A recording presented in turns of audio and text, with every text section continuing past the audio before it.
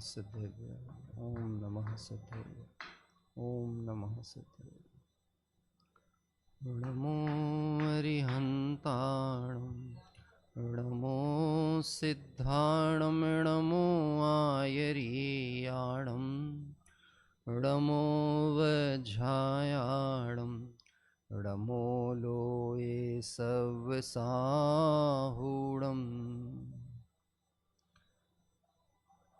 वन्दितु सर्वसिद्धे ध्रुवमचलमणो वयं गतिं पत्ते वोच्छामि समयपाहुड मृडमोषुधकेवलीभणिदम् नमः समयसाराय स्वानुभूत्या चकासते चित्स्वभावाय भावाय सर्वभावांतरच्छिदे प्रगटे निज अनुभव करे सत्ता चेतन रूप सब ज्ञाता लख के नमो समय सार सब भू शोभित निज अनुभूतियुत चिदानंद भगवान सार पधारत आत्मा सकल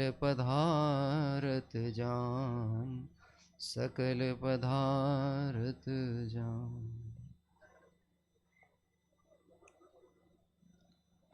पंच कल्याणक प्रतिष्ठा महामहोत्सव का आज गर्भ कल्याणक का प्रथम मांगलिक दिवस।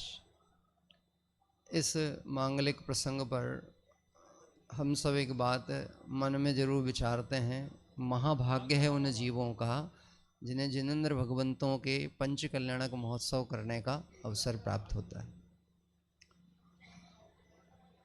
भगवान के पंच कल्याणक तो होते हैं और अभी जो होगा पंच कल्याणक जो चल रहा है, यह असली पंच कल्याणक है कि ये नकली पंच कल्याणक है? क्योंकि यदि हम बात कहें कि पंच कल्याणक अब हो रहा है, तो जो पूर्व में आदिनाथ भगवान के गर्भ जन्म तब ज्ञान मोक्ष कल्याणक हुए थे वह क्या थे, और यदि वह सत्य थे तो फिर यह क्या है? वास्तव में देखा जाए यह पंच कल्याणक है किसका? जो भी भाई हैं वो सामने की तरफ इधर आगे आके बैठ जाएं, आगे आगे जाएं। जो भी, ये पंच कल्याणक है किसका? बोलिए, कौन से तीर्थंकर भगवंत का पंच कल्याणक हो रहा है? नेमिनाथ भगवान का, महावीर भगवान का, कौन से भगवान का?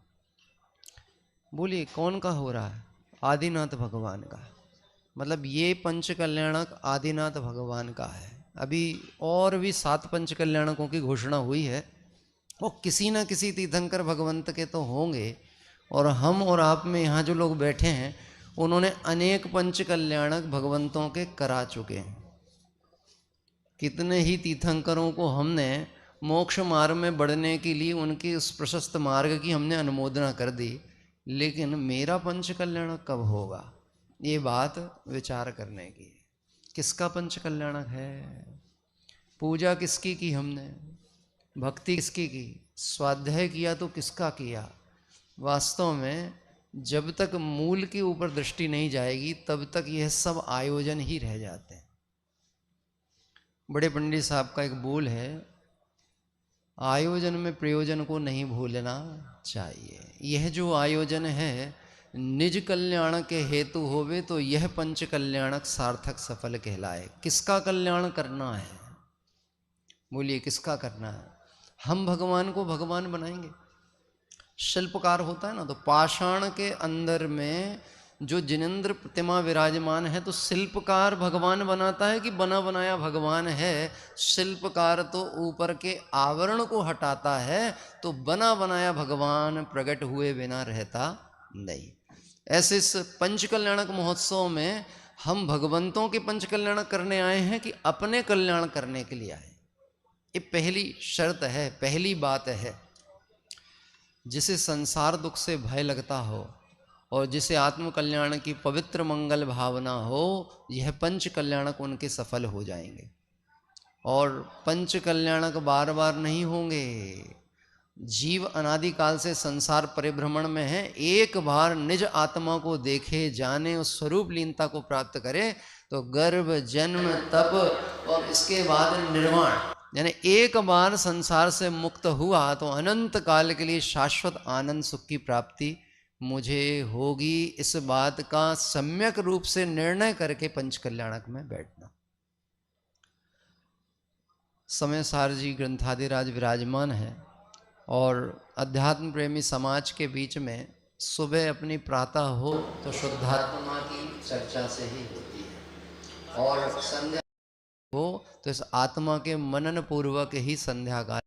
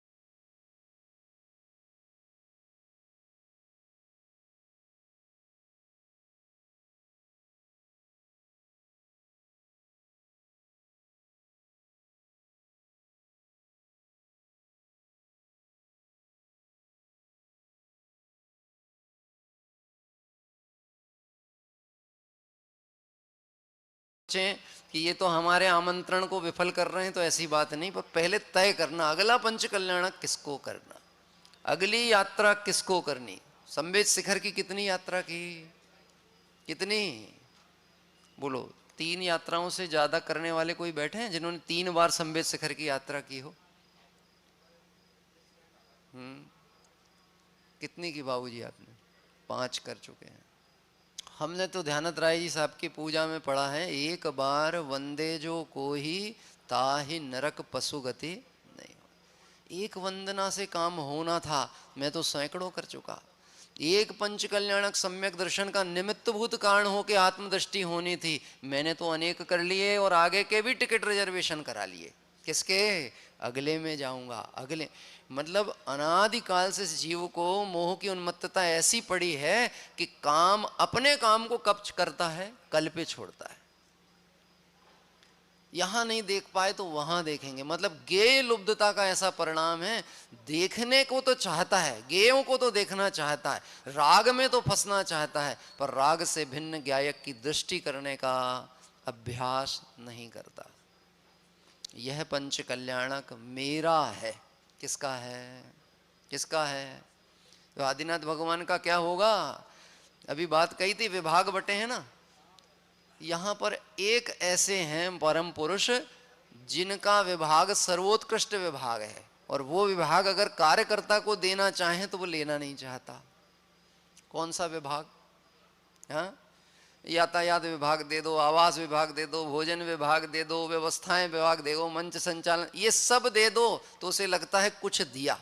एक जगह पंच कल्याण की मीटिंग हो रही थी, लोकल समाज के लोगों को विभाग बांटे जा रहे थे, एक व्यक्ति नाराज होकर भाग गया। हम भी यहाँ के सदस्य हैं, हम भी सक्रिय हैं, हमको कोई विभाग ही नहीं दिया गया, हमारी कोई कीमत नहीं है, हमारी कोई वैल्यू नहीं है। एक विभाग है भाई तेरे पास, कौन सा? जिनके निमित्त से ये पंच कल्याणक हो रहा है, वह जो काम कर रहे हैं वो काम तू कर। वो कौन सा विभाग है? जानना और देखना। कौन सा विभाग? जानना और देखना। ये मेरा काम है, ये कोई मुझे दे सकता है कि इसका मैं अधिकारी हूं? जानन देखन स्वभाव, ये मुझे किसी के द्वारा दिया जाए ऐसा इसका अधिकारी हूं, क्योंकि जीव का लक्षण ही जानना देखना है। देखिए एक सुंदर कलश है 142 नंबर का, अमृतचंद आचार्य देव का। इस कलश के आधार से थोड़ा सा मूल गाथाओं और मूल कलशों के शब्द आचार्य अमृतचंद स्वामी द्वारा विरचित इस कलश के प्रारंभ में ही अमृतचंद आचार्य ने तीसरे कलश में एक बात कही कि यह जो आत्मख्याति टीका मैं कर रहा हूं, इसके पीछे प्रयोजन क्या है? क्या कह रहे हैं? ये जो आत्मख्याति टीका है ना, इसके पीछे का प्रयोजन क्या है? ये बात पहले में पहले अमृतचंद आचार्य ने प्रतिज्ञा वाक्य में स्वीकार कर ली। हम सब भी कुछ ना कुछ प्रतिज्ञा करके बैठे। नींद तो नहीं आ रही सुबह सुबह? हाँ, तुम्हें जगावन को जाग जाग रहे ज्योति पुंज, अवसर बीता जाता है, जो क्षण गया गया सदैव को नया नया आता है। बिजली की क्षण भंगुर आभा, कहती देखो आओ, तेरे मेरे जीवन में है कितना भेद बताओ। जल बुध बुध मानो दुनिया को अमर सीख देता है, मौत तभी से ताक रही जब जीव जन्म लेता। जागने का समय है, प्रातः काल में यदि निद्रा आ रही है तो मतलब सोचो हम कैसे व्यस्त त्रस्त और अभ्यस्त हो गए हैं संसार में। आज तो गर्भ की उत्पत्ति, शुद्धता की उत्पत्ति का दिवस है। गर्भ कल्याणक मतलब क्या? शुद्धता की उत्पत्ति होने वाली है। जैसे सूर्य उदय होने पर सर्वत्र प्रकाश होता है, अंधकार विघट जाता है और सब जीवों को मार्ग दिखने लगता है, तो हमारे नेत्र भी खुल जाने चाहिए प्रकाश में। कल रात में लाइट जल रही थी तो लोग बार बार कह रहे थे इसको बंद करो। क्यों क्यों बंद करो? क्योंकि साहब वो लाइट आंखों पर चमकती है ना, तो फिर हमें सामने क्या दृश्य चल रहे हैं दिख नहीं पाते। अभी तो आंख खोलने का समय है, बंद करने का नहीं है। आइए 142 नंबर की गाथा है। अभी सभी के पास जनवाणी नहीं है, पर अत्यंत विनय पूर्वक हम सूत्र वाक्यों का पाठ करते हैं।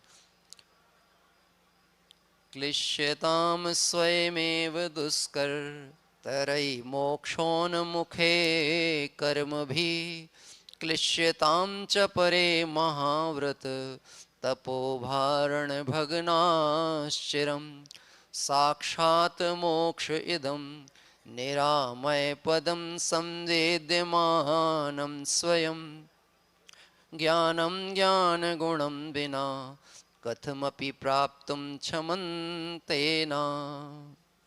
इसका हरि गीति का हिंदी पद्य है। पंचाग्नि तपया महाव्रत, कुछ भी करो सिद्धि नहीं, जाने बिना निज आत्मा जिनवर कहें सब व्यर्थ है। मोक्षमय जो ज्ञान पद वह ज्ञान से ही प्राप्त हो, निज ज्ञान गुण के बिना उसको कोई पा सकता नहीं, कोई पा सकता नहीं।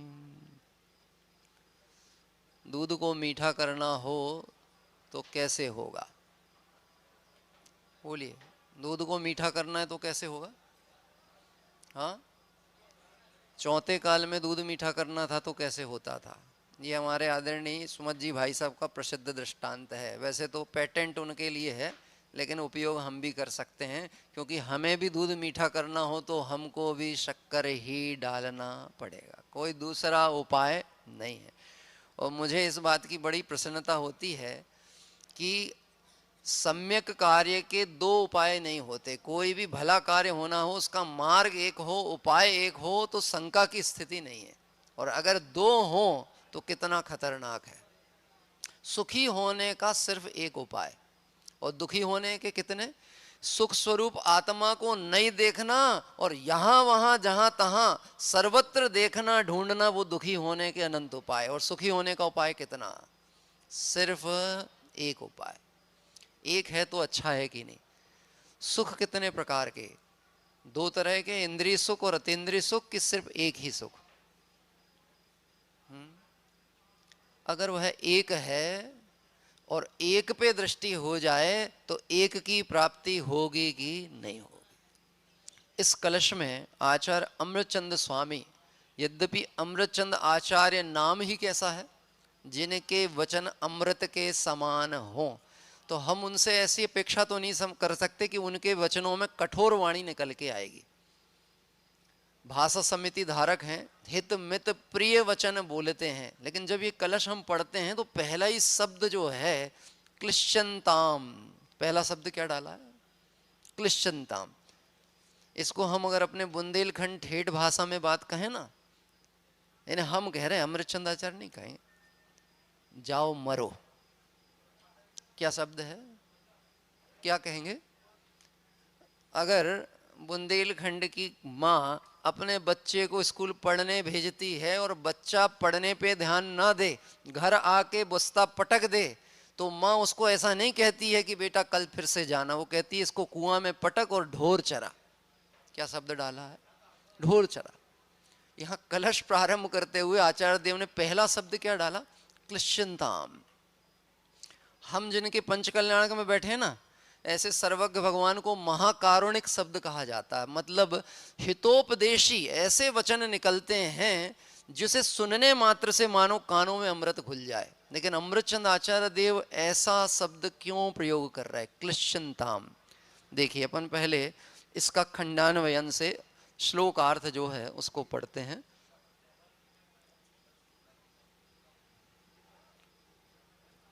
कोई जीव,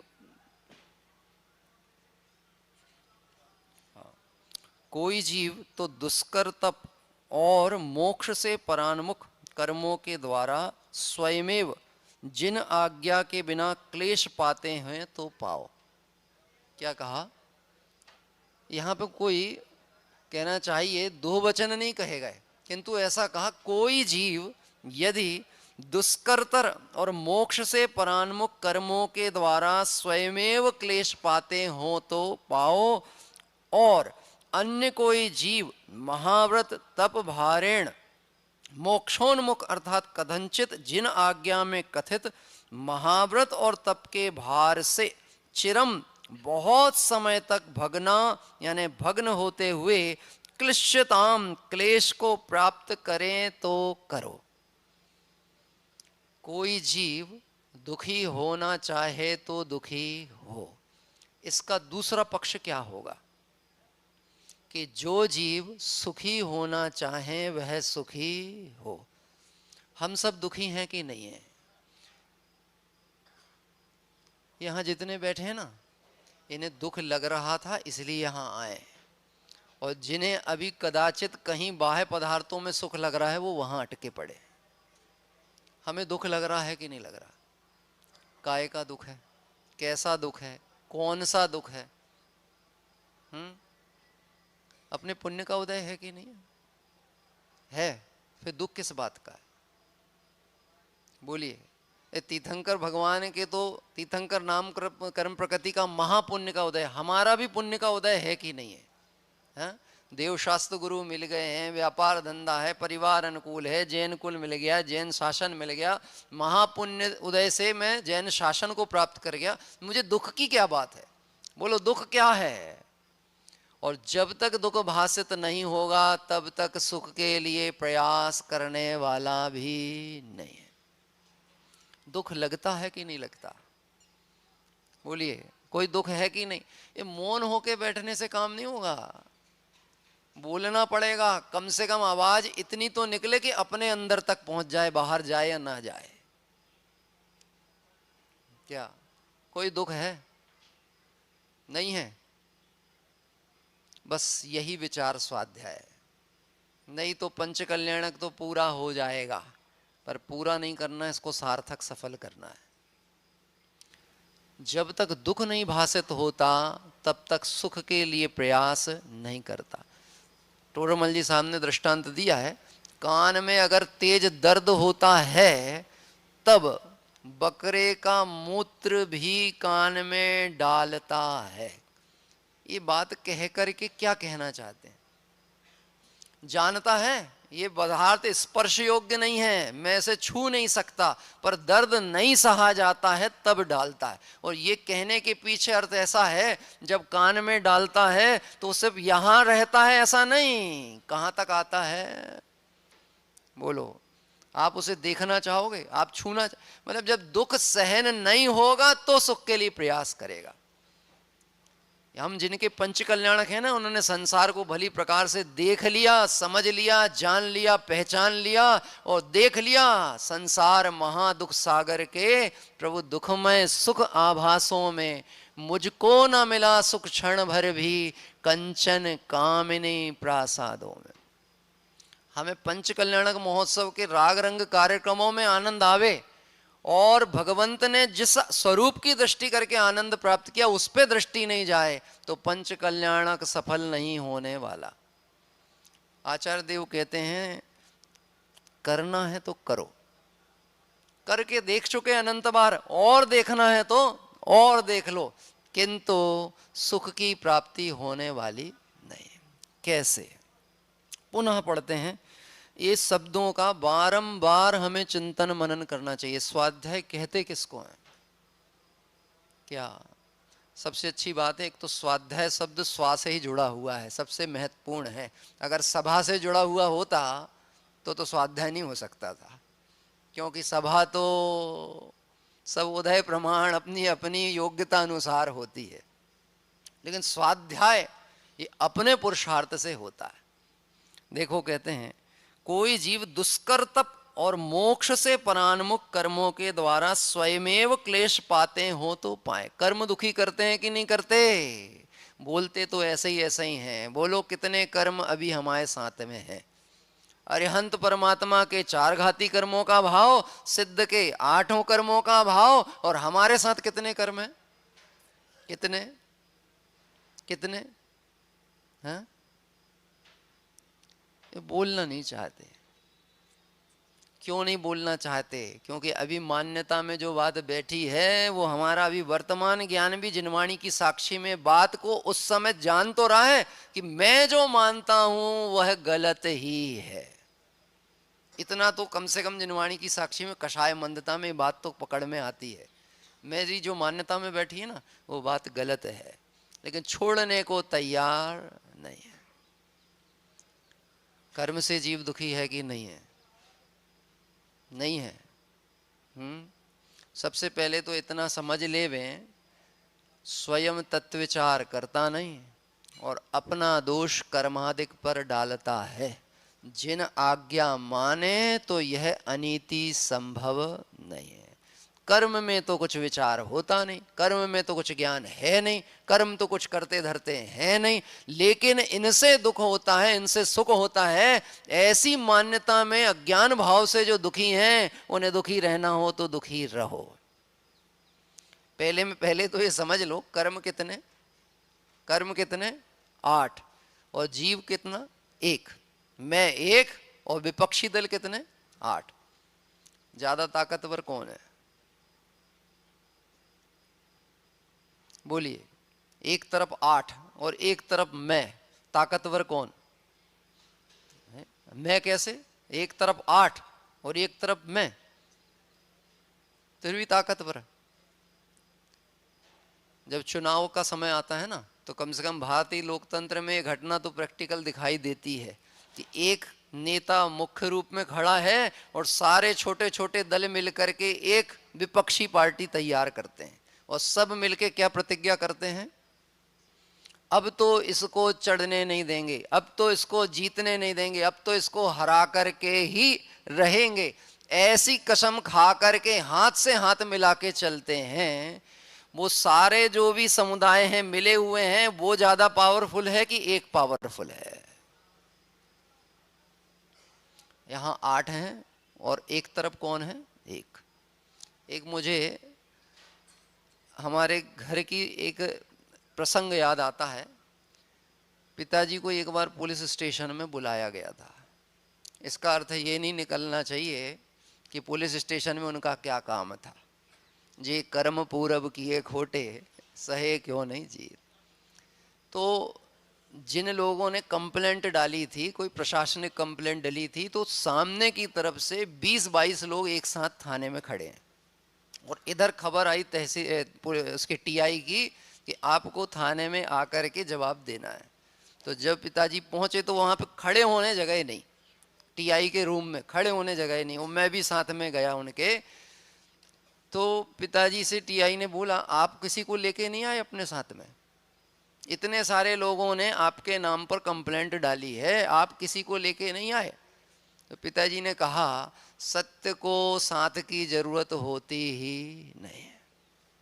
आपको इसी से निर्णय कर लेना चाहिए कि सही क्या है और गलत है। जहां बहुमत और भीड़ इकट्ठी होकर के काम करना चाहे, इसका मतलब इन सब में अपने अपने का विश्वास नहीं है कि अपना काम करने में खुद ताकत रखते हैं। इसीलिए तो इतना बहुमत इकट्ठा करके लेके आए। मुझे किसी की जरूरत नहीं है। यहां पर भी यही बात लगानी है। कर्म 8 और एक तरफ कौन? मैं। पावर किसका? अरे जिस एक को हराने के लिए 8 को आना पड़े, वो एक कितना ताकतवर होगा, ये बात का श्रद्धान होना चाहिए। और जब तक इसका श्रद्धान नहीं होगा तो कर्मों से जीव दुखी, कर्मों से जीव दुखी। कर्म ही करते हैं, कर्म अनुसार जीव का परिणमन होता है। इस अज्ञान मान्यता पर चोट पड़ने वाली नहीं। देखो कहते हैं, क्लेश पाते हो तो पाओ, और अन्य कोई जीव महाव्रत तप भारेण मोक्षोन्मुख, अर्थात कथनचित जिन आज्ञा में कथित महाव्रत और तप के भार से चिरम बहुत काल तक भगना, यानी भग्न होते हुए क्लिश्यताम क्लेश प्राप्त करो तो करो। अभी सुबह से हमने पूजा की कि नहीं की? पूजा की कि नहीं की? पूजा किस किसने की? भगवान के दर्शन करके ही बैठे हैं ना सब लोग। दर्शन किए कि नहीं? पूजा की कि नहीं? प्रातः काल उठ करके 9 नमोकार मंत्र का स्मरण किया कि नहीं? आत्मा परमात्मा का चिंतन किया कि नहीं? और उसके बाद स्वाध्याय के पहले नाश्ता भी किया कि नहीं? हाँ, यानी किया किया किया किया के विकल्प में कुछ धर्म संबंधी क्रियाएं भी हैं और कुछ भोगादिक संबंधी क्रियाएं भी हैं। विचार करना, मैंने पूजा की कि मैंने पूजा को जाना? मैं स्वाध्याय सुन रहा हूं कि मैं स्वाध्याय के द्वारा उस तत्व को, उस बात को जानने का प्रयास कर रहा हूं जो जानने योग्य? महाव्रत करे, तप करे, कितने वर्षों तक करे? कोटि वर्षों तक तप करे, उत्कृष्ट से उत्कृष्ट शुभाचरण करे, मुनिव्रत धार अनंत बार, ये सब कर ले, तो भी हाथ में क्या आता है? क्लिश्यताम। क्या आया है? ये शब्द जो है ना, ये चोट पड़नी चाहिए। सच में बात कहें, पंच कल्याणक के बाद थकान लगनी चाहिए कि पंच कल्याणक के पहले थकान लगनी चाहिए? कार्यकर्ताओं को साहब बहुत जोश के साथ हमने पंच कल्याणक में दिन रात एक कर दिए, और क्या हो गए फिर? थक के हम चूर हो गए और पंच कल्याणक पूरे हो गए, भगवान को निर्वाण की प्राप्ति हो गई, और फिर हम वही लोटा पानी के चक्कर में लग गए। थकान लगनी चाहिए, पर थकान लगने का मतलब यह है कि अब विश्राम करो, अब जरा शांत हो। बड़े पंडित साहब का एक बहुत सुंदर पाठ है, शांत चित्त हो, निर्विकल्प हो, आत्मन निज में तृप्त रहो, व्यग्र ना हो, क्षुब्ध ना हो, चिदानंद रस सहज पियो। थकान तो लगनी चाहिए। हाँ, मैं कल रात्रि भर, परसों रात्रि भर की बस की यात्रा किया, फिर कल दिन भर यहाँ तक आने की यात्रा की, तो थकान लग रही थी। हमें ऐसी थकान अनंत काल में संसार में 4 गति 84 लाख परिभ्रमण के बाद महापुण्योदय से देवशास्त्र गुरु की सन्निधि में आने पर लगती है कि नहीं लगती? विरोधाभास नहीं है। देखना, एक बात समझना, अभी मैं कह रहा था नींद तो नहीं आ रही, और अब मैं पूछ रहा हूं थकान लग रही कि नहीं लग रही। अगर थकान लग रही है और इसमें दुख भाषित होता है तो इससे बचने का उपाय करना चाहिए। तो बोले हम तो उपाय बहुत कर रहे हैं, व्रत तप आदि अंगीकार करके हम तो धर्म करने में लगे हैं, हमने पूजा भी की, हमने स्वाध्याय भी किया, हमने पठन पाठन किया, हमने नियम लिए, हमने व्रत किया, और थोड़े नहीं बहुत किए, लेकिन इन सब के करने पर भी मुझे आनंद की प्राप्ति नहीं होती है। बोलिए, उपवास करके आनंद होता है कि नहीं होता? जब तक उपवास का निश्चय भाव नहीं समझेगा तब तक उपवास करके आनंद भी होने वाला नहीं। उपवास किसके निकट रहना? किसके निकट रहना? स्वाध्याय किसका करना? किसका? अरे स्वस्वरूप की दृष्टि बिना स्वाध्याय हो सकता नहीं।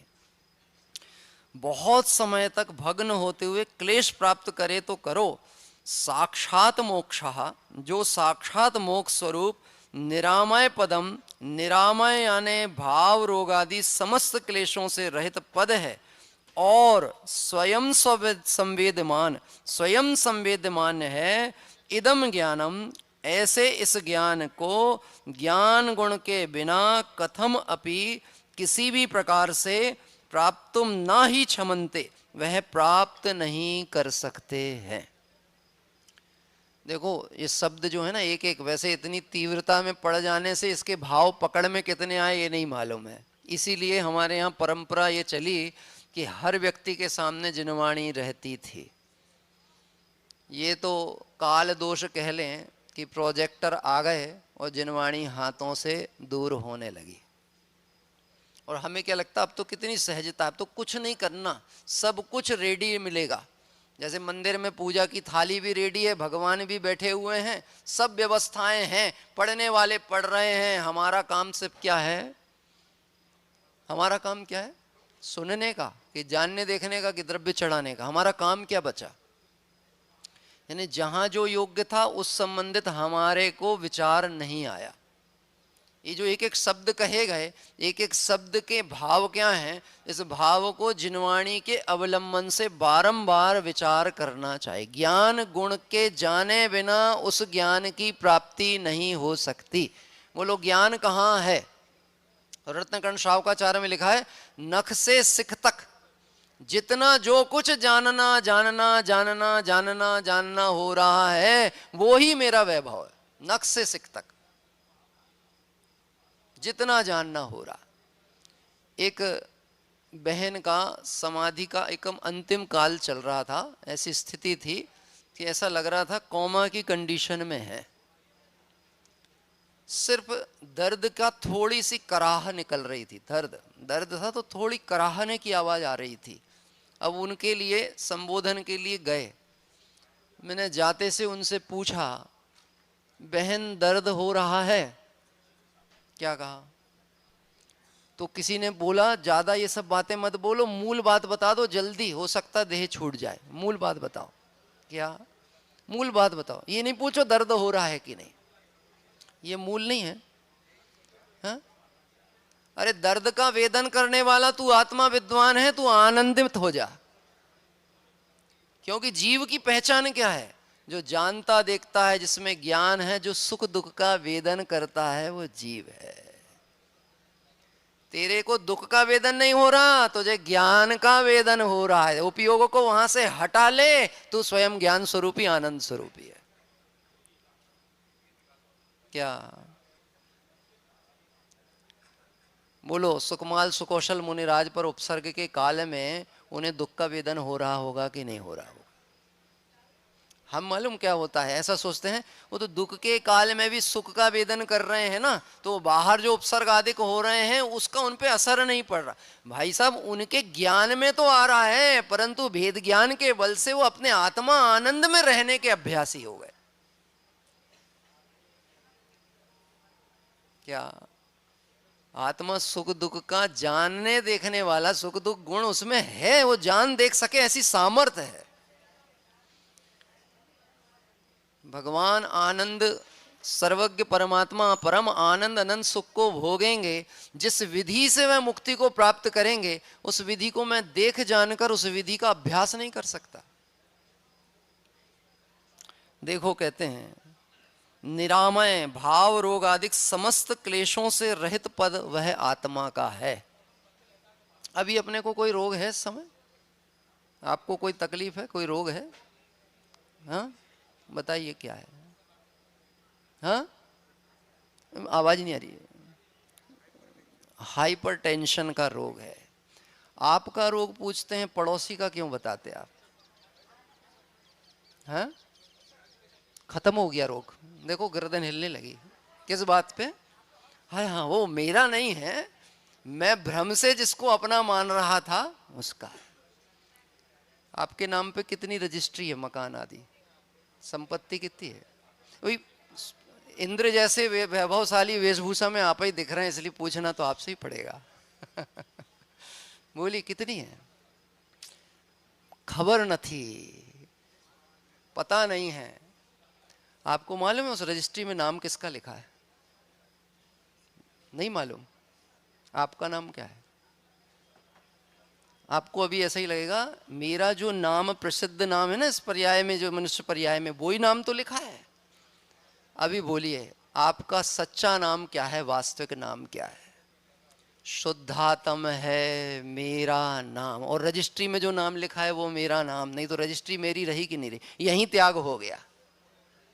क्या कह रहे हैं? और नहीं तो यहां बैठे बैठे भी तीन लोक के वैभव का मैं स्वामी, मैं करता धरता इस कष्ट से मरा जा रहा हूं। करना है करना है करना है करना है। यहां शब्द क्या डाला? निरामय है स्वभाव आत्मा का, भाव रोगादि रहित। सुनो भाई, जो इस शरीर की निरोग अवस्था से अपने को निरोगी मानते हैं वो मनोरोगी हैं।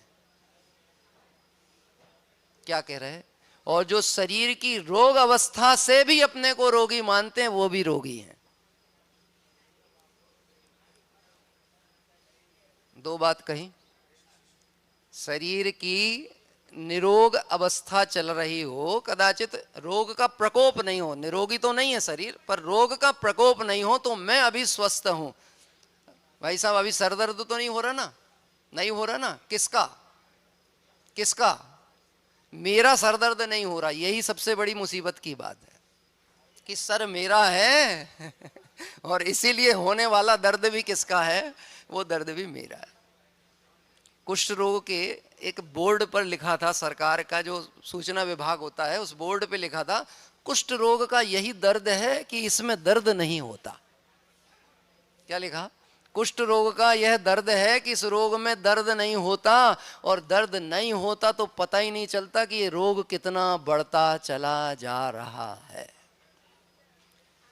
जब तक ये दुर्लभ अवसर प्रति समय अंजुलि सम जल समानी सम जवानी क्षीण होती जा रही, ये बात सावधानी में समझ नहीं आएगी, और अल्प काल का अल्प अवसर राग रंग विषय भोग संसार प्रपंचों में चला जाएगा, तो आत्म कल्याण का अवसर कब मिलेगा?